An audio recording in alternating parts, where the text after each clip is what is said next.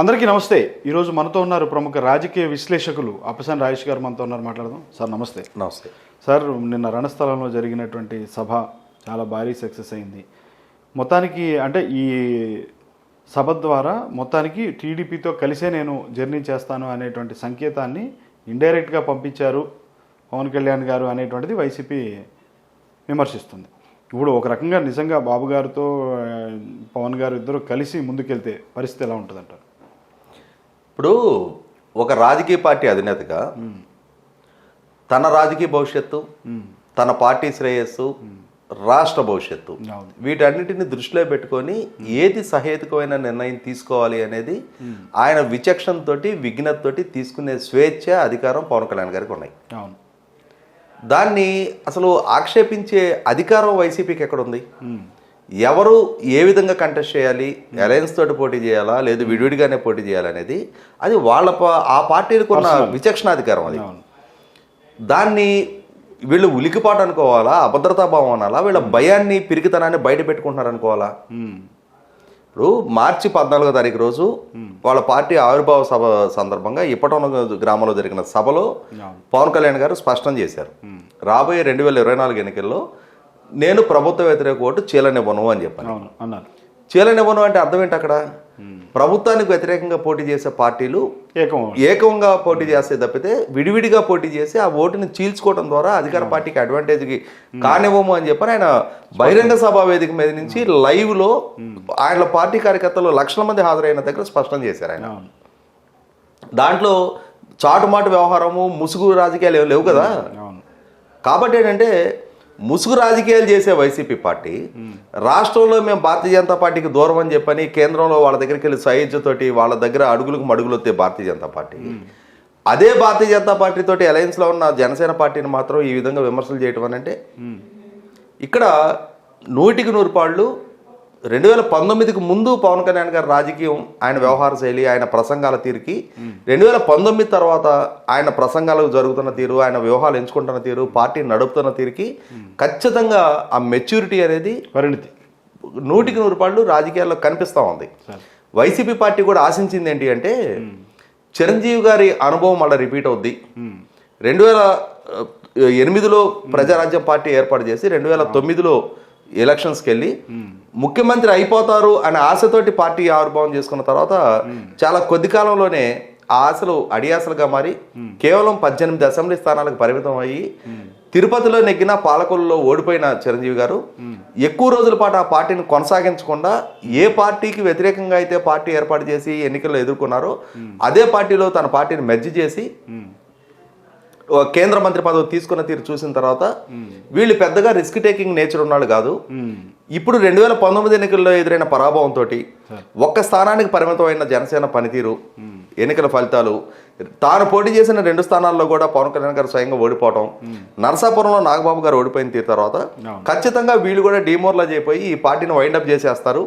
రాబోయే రోజుల్లో పవన్ కళ్యాణ్ అనే ఒక ఫ్యాక్టరు ఆంధ్రప్రదేశ్ రాజకీయాల్లో కనపడదు అని వైసీపీ పార్టీ ఆశించింది.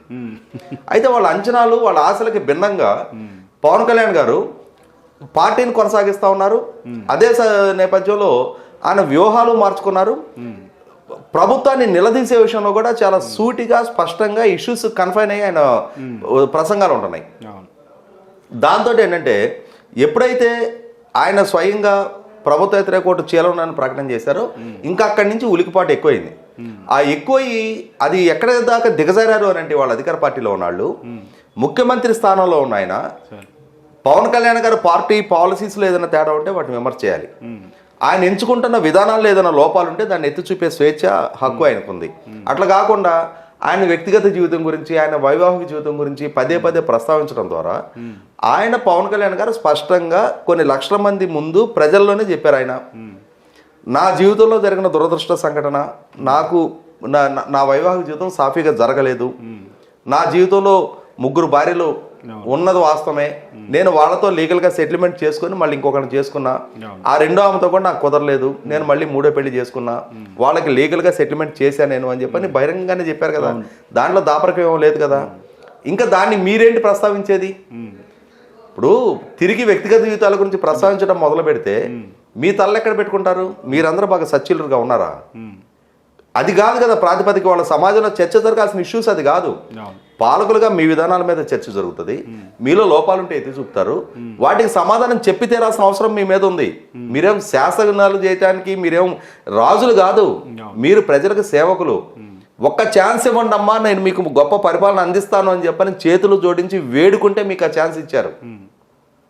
వేల కిలోమీటర్లు నడిచి కనిపించిన తలనల్లా నిమిరి ముద్దులు పెడితే మీకు అవకాశం దక్కింది. ఇవాళ మీరేదో అతీంద్రియ శక్తిలాగా మీ తలకేదో 2 కొమ్ములు కాళ్ళకి గిట్టలు ఉన్నాయి, నేను చిలకటానికే ఉన్నాను తప్ప నేను సమాధానం చెప్పేస్తా అవసరము ఆ స్థాయి నాకు లేదు అని అంటే సమాధానం చెప్పి తీరాల్సిన బాధ్యత మీ మీద ఉంది. ప్రతిపక్ష నాయకుడిగా ఆనాటి ప్రభుత్వాన్ని మీరెంతగా విమర్శ చేశారో, అభిశంసించే ప్రయత్నం చేశారో అంతటి స్థాయిలో మిమ్మల్ని కూడా విమర్శలు ఎక్కువ పెడతారు. సమాధానం చెప్పాల్సిన బాధ్యత మీ మీద ఉంది. దాన్ని జీర్ణించుకోలేక మీరు ఈ రోజు పవన్ కళ్యాణ్ గారి వ్యక్తిగత జీవితాన్ని టార్గెట్ చేసి ఆయన డిమోరలైజ్ చేసే ప్రయత్నం చేస్తా ఉన్నారు. ఈ విషయాలన్నీ గమనించారు కాబట్టి పవన్ కళ్యాణ్ గారు కూడా వీలైనంత వరకు తన సమయాన్ని కోల్పోకుండా విషయాన్ని కన్ఫైన్ అయ్యి ఉండి ప్రభుత్వాన్ని ఒక రకంగా ఏంటంటే గుడ్ మార్నింగ్ సీఎం అనే పేరుతో ఆయన రోడ్లు గుంతలు పట్టిన దాన్ని ఎక్స్పోజ్ చేయడానికి తీసుకున్న ప్రోగ్రాము జాతీయ స్థాయిలో జగన్మోహన్ రెడ్డి గారి పాలనలో ఉన్న డొల్లతనాన్ని ఎత్తి చూపింది. ప్రభుత్వం ఉలికిపాటుకు గురైంది. ఆ ప్రోగ్రాం తీసుకున్న వెంటనే జగన్మోహన్ రెడ్డి గారు కూడా ఉన్నతాధికారులను పిలిచి రేపు ఏప్రిల్ 9 నాటికి రోడ్ల మీద ఎక్కడ గుంతలు లేకుండా చెయ్యండి అని ఒక విధాన నిర్ణయం తీసుకున్నారు అని అంటే ప్రతిపక్ష పార్టీగా ప్రభుత్వాన్ని నిలదీయటంలో తను అనుకున్నది సాధించడంలో పవన్ కళ్యాణ్ గారు సక్సెస్ అయినట్టే లెక్క. అదే సందర్భంలో 3,000 మంది ఆత్మహత్యలు చేసుకున్న కౌలు రైతులకు కుటుంబాల్లో ఎంతో కొంత తనకు తోచిన విధంగా భరోసా నింపే ప్రయత్నంగా ఒక్కొక్క కుటుంబానికి ఆయన సొంత డబ్బులు ₹1,00,000 చొప్పున ఇవ్వటం అనేది మీరేమైనా సహాయం చేశారా?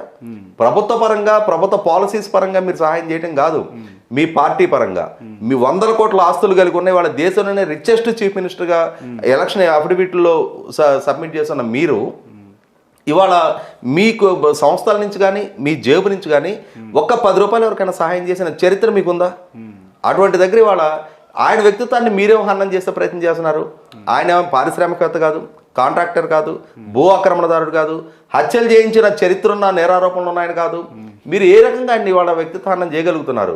ఒకే ఒక సాఫ్ట్ టార్గెట్ ఏంటి అంటే ఆయన వైవాహిక జీవితాన్ని గురించి, ఆయన భార్యలు మీకేంటి సైకలాజికల్ గా దెబ్బతీసే ప్రయత్నం అంటారు ఇదంతా. అంటే పవన్ కళ్యాణ్ గారు ఆవేశపరుడు కాబట్టి ఆయన్ని గనక ఆయన బలహీనతని మీద అదే పనిగా గనక టార్గెట్ చేసినప్పుడు ఆయన డిమోరలైజ్ అయ్యి కొంచెం ఆయన కూడా పరిదాటి మాట్లాడుతూ ఉంటారు.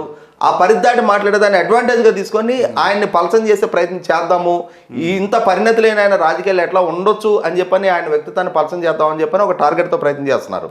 అది 100% జగన్మోహన్ రెడ్డి గారి బలహీనత డొల్లతనం బయట పెట్టుకుంటున్నారు. ఆయన నేను ఎన్నికలకు ముందు ఈ వాగ్దానాలు చేశా, ఈ స్థాయిలో అమలుపరిచా, ప్రజల జీవితాల్లో ఈ విధమైన మార్పు తీసుకొచ్చా, ప్రజల జీవన ప్రమాణాలు పెంచా, నేను ఇన్ని లక్షల ఉపాధి కల్పించాను, ఇంత పరిశ్రమలు రప్పించాను, ఇన్ని లక్షల కోట్ల రూపాయలు పెట్టుబడులు పెట్టించాను, ఇన్ని రకాలుగా ఇన్ని మెగావాట్ల కరెంటు ఉత్పత్తి పెంచాను, ఇంత సరసమైన ధర కరెంట్ ఇస్తున్నా, పక్క రాష్ట్రాలతో పోల్చి చూసుకున్నప్పుడు ఇవాళ పర్ క్యాపిటల్ ఇన్కమ్ పరంగా ఆంధ్రప్రదేశ్ని మెరుగుపరిచా, ఇట్లాంటి ఘనమైన విషయాలు చెప్పుకోవడానికి ఏమీ ఆస్కారం లేదు. కాబట్టి ఈ రకమైన వ్యక్తిత్వాలు చేయడం ద్వారా ప్రజల దృష్టిని అటువైపు మళ్ళకుండా ఆయన పరిపాలన వైపు, ఆయన పరిపాలనలో ఏం సాధించారు, ఏం వాగ్దానం చేశారు, ఆ రోజు ప్రతిపక్షంగా ఉండి ఆనాడు అధికార పక్షం మీద ఏం ఆరోపణలు చేశారు, వాటిని ఈరోజు అధికారంలోకి వచ్చిన తర్వాత ఎంతవరకు నిగ్గుదేల్చారు, వీటి మీద చర్చ జరగకుండా ఉండటం కోసం ఈ రకమైన వ్యక్తిత్వ హన్నానికి పూనుకుంటా ఉన్నారు.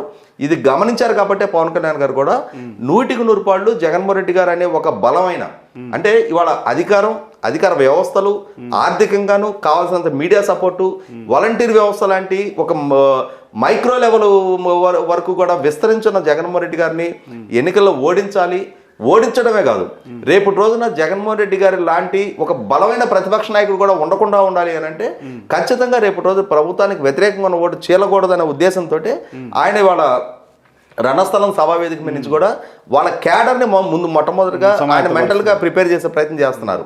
ఎందుకంటే ఆ క్యాడర్ కూడా ఖచ్చితంగా వాళ్ళకు కూడా వాళ్ళ నాయకుడు మంచి స్థానంలో ఉండాలి, మంచి ముఖ్యమంత్రి హోదాలో ఆయన ఉండాలని కోరుకుంటుంది. అయితే అక్కడ ఆయన చాలా ప్రాక్టికల్గా మనకి గత ఎన్నికల్లో 6.9% ఓట్ బ్యాంక్ వచ్చింది,